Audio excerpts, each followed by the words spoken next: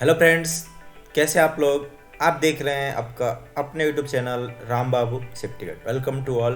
Today topic, how to calculate injury incident rate and illness incident rate and fatality incident rate and specific hazard incident rate, number of lost workday rate and last lost workday case incident rate।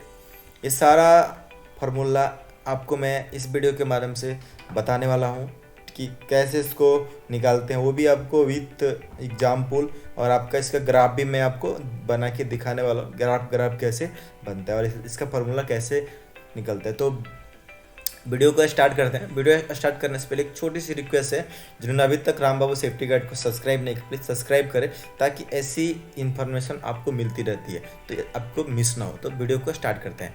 पहले हम जानते हैं फार्मूले of rates. मतलब क्या होता है, आपका जो होता है लॉस्ट वर्कडे केस, इसका जो फार्मूला होता है total number of lost workday case into two lakhs. Next क्या होता है, total number of workers into 2000।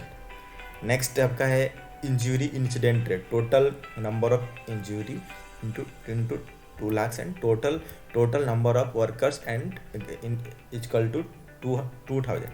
Next हम जानते हैं illness incident rate, total number of illness into 2 lakhs and divide by total number of workers and 2000।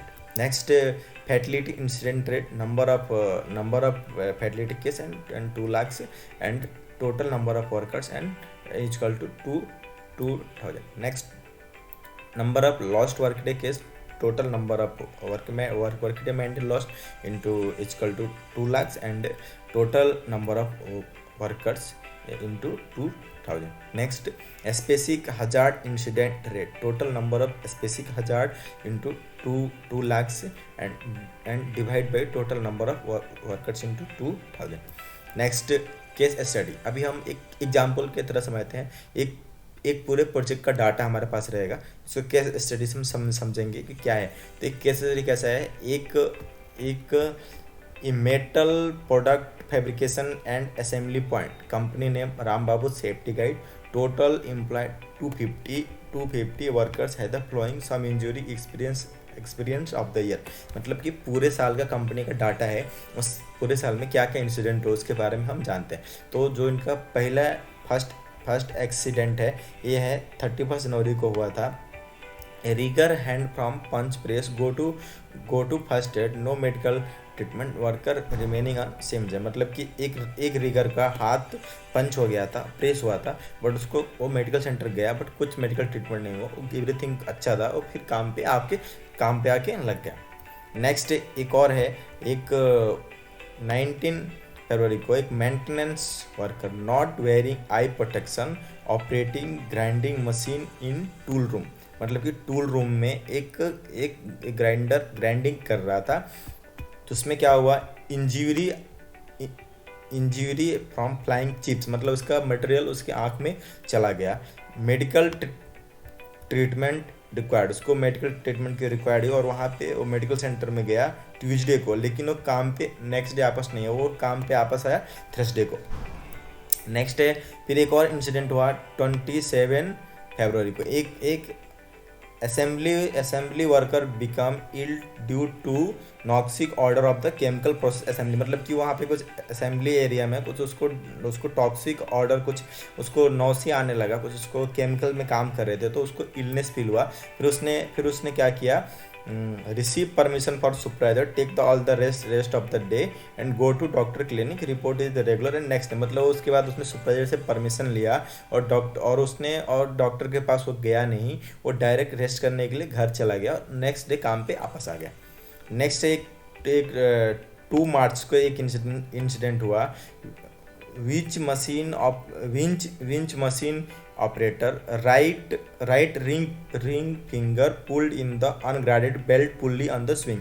मतलब एक चैन pulley block में जो पुल्ली होता है उसमें उसका हाथ फंस गया। उसके बाद वो उसको फील हुआ कि ये मेरा फ्रैक्चर हो गया है। उसके बाद वो क्या हुआ, वो मेडिकल सेंटर में जाता है, चेकअप करता है, लेकिन उसको पता चलता है कि उसके हाथ में कुछ नहीं हुआ, नॉर्मल सी चोट है। तो उसके बाद वो नेक्स्ट डे फिर काम पे वापस चला आता है। नेक्स्ट हम जानते हैं एक dock worker suddenly spring ankle leg during work move to office job after 2 weeks। मतलब एक डॉक वर्कर आदमी उस पर काम कर रहा है, उसको पैर में मोच आ गई, उससे सही से खड़ा नहीं हुआ जा रहा है, बट वो कुछ अनफिट नहीं हुआ, तो उसके निकाल के उसको ऑफिस जॉब में मूव करना पड़ा। नेक्स्ट है आपका work a maintenance work entangle finger of rope as the realize may be fracture. मतलब मेंटेनेंस वर्कर काम करे, ऐसा लगा कि उसका फिंगर रोप में फंस गया और फ्रैक्चर हो गया। उसने क्या किया, एक्सरे के लिए गया, एक्सरे के लिए मेडिकल सेंटर में गया, बट उसको पता चला कि हमारा हाथ फ्रैक्चर नहीं है, मैं बिल्कुल ठीक हूँ। तो नेक्स्ट डे फिर आपस काम पे आ गया। नेक्स्ट एक 7 जून को एक इंसिडेंट हुआ। ये yard worker expose to poison while cleaning in tank from area feel rest develop immediate go to drugs by physician and take immediate no time loss. मतलब एक वर्कर टैंक क्लीनिंग का chemical से काम कर रहा था, उसको फील हुआ कि बॉडी में कुछ इचिंग हो रही है, ठीक है। फिर वो उसने क्या किया, इमीडिएट डॉक्टर के पास गया और प्रिकॉशंस लिया, उतने टाइम को लॉस नहीं हुआ, फिर नेक्स्ट डे काम पे वापस चला आया। नेक्स्ट है एक 6 जुलाई one assembly worker less 2 workday man get of the cervic allergic reaction to seeing in the which cleaning at the room and take medical with precaution drug and come after 2 days। मतलब एक worker घर पे अपना cleaning कर रहा था और वो गिर गया, उसको चोट लगी और उसके बाद डॉक्टर के पास उसको 2 दिन का रेस्ट मिला, 2 दिन के बाद वो वापस काम पे आया। नेक्स्ट है आपका maintenance worker using underground portable grinding machine to repair equipment in assembly and suddenly electrode in the area। मतलब वहाँ पे मेंटेनेंस का एक वर्कर पोर्टेबल ग्राइंडिंग मशीन को रिपेयर कर रहा था और अचानक से उसमें क्या हो गई, एक बड़ा सा धमाका हुआ इलेक्ट्रिकल का और वो आदमी का डेथ हो गया। तो 4 अगस्त को एक डेथ हुआ। नेक्स्ट 7 अगस्त को A loaded panel is doing all the fun of the forklift and dock worker fit leg worker go to hospital and emergency room and x-ray but no fracture no other injury worker given therapy and go to home and report back to next। मतलब कि एक dock level पे उसको worker कुछ load कर रहे थे, तब तक उसके पैर पे सामान गिर गया, फिर उसको इमरजेंसी के लिए डॉक्टर में ले गया, वहाँ पे एक्सरे किया गया, बट उसको चोट नहीं लगी थी, उसको मान ली थेरेपी करके घर भेजा गया और नेक्स्ट डे साइड पे आके रिपोर्ट कर लिया। नेक्स्ट है आपका एक 9 अगस्त को a maintenance worker is the tool room and one feel eye irritation due to you the not proper SOP work go to first aid centre no any other issue and worker return other regular. एक worker उनका lab में tool room में काम कर रहा था, उसको ऐसा फील हुआ कि उसका आई में इरिटेशन हो रहा है। उसने क्या किया, वो एज पर प्रोसीजर नहीं काम कर रहे थे, फिर उसने क्या किया, फर्स्ट सेंटर में गया, वहाँ पे चेक किया, उसको पता चला कि कुछ नहीं हुआ है, फिर उसने तुरंत अपने काम पे वापस आ गया। नेक्स्ट और एक इंसिडेंट हुआ है जो सितंबर 11 को a worker is finally assembly diagnose with the carpal tunnel syndrome CTS from respected work after surgery because worker missing the 3 week of the before returning to regular job with the engineering improvement of the workers। मतलब एक 11 तारीख को एक आदमी मतलब worker क्या हुआ, एक इंसिडेंट हुआ था उसके साथ। कुछ लोग टनल में काम कर रहे थे, उसको चोट लगी थी, उसके बाद उसको एक सर्जरी हुआ। सर्जरी के बाद वो 3 वीक के बाद वो आपस काम पे आ रहा है। तो क्या देख रहा है कि यहाँ पे काम करने का तौर तरीका और स्टाइल बहुत सारा चेंज हो गया। तो ये अभी हम जानते हैं पूरे आपका 12 केस हमने आपको एक्सप्लेनेशन किया।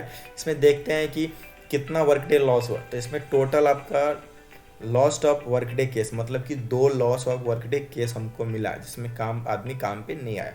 दूसरा है नंबर ऑफ इंजरी, हमको इंजरी कितना मिला, टोटल हमको 3 इंजरी मिला। नंबर ऑफ इलनेस हमको 2 इलनेस मिला। नंबर ऑफ फैटिटी केस 1 मिला जो 4 अगस्त को हुआ था।